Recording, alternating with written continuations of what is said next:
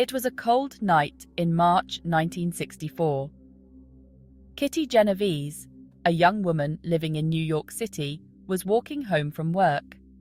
As she approached her apartment building, a man attacked her. He stabbed her repeatedly. Kitty screamed for help. Her cries echoed through the quiet neighborhood.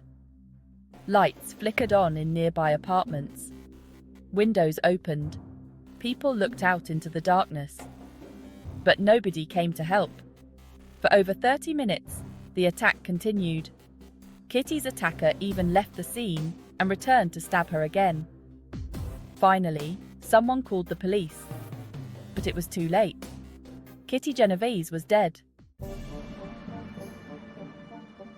The brutal murder of Kitty Genovese shocked the nation.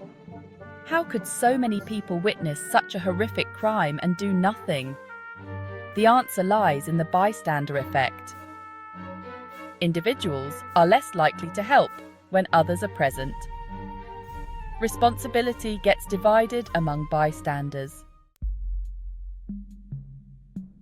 Social loafing is another factor that contributes to the bystander effect.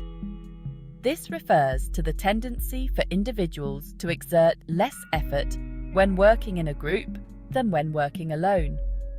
In an emergency situation, this can manifest as a reluctance to step forward and take action, as individuals assume that others will handle it.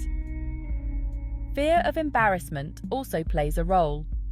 Nobody wants to be the person who overreacts or misinterprets a situation. We worry about looking foolish or drawing unwanted attention to ourselves. This fear can be paralyzing, preventing us from taking action even when we know we should. Studies have shown that the bystander effect is a real and powerful phenomenon. In one classic experiment, participants were placed in a room where smoke began to fill the air. When participants were alone, they were much more likely to report the smoke than when they were in a group. The price of silence. The consequences of the bystander effect can be devastating. When individuals fail to intervene in emergency situations, lives can be lost and people can be seriously injured. The physical toll is undeniable, but the psychological impact can be just as profound. Witnesses to emergencies who do not help often experience guilt, shame, and regret. They may be haunted by the knowledge that they could have done something to prevent a tragedy. This can lead to long-term emotional distress and psychological trauma.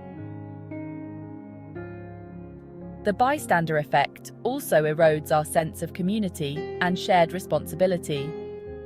When we believe that someone else will always step up, we become passive observers rather than active participants in our communities.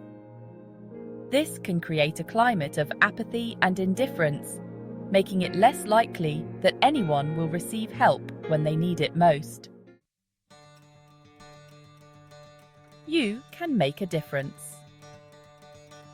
We are not powerless against the bystander effect. Understanding it helps us take action in emergencies.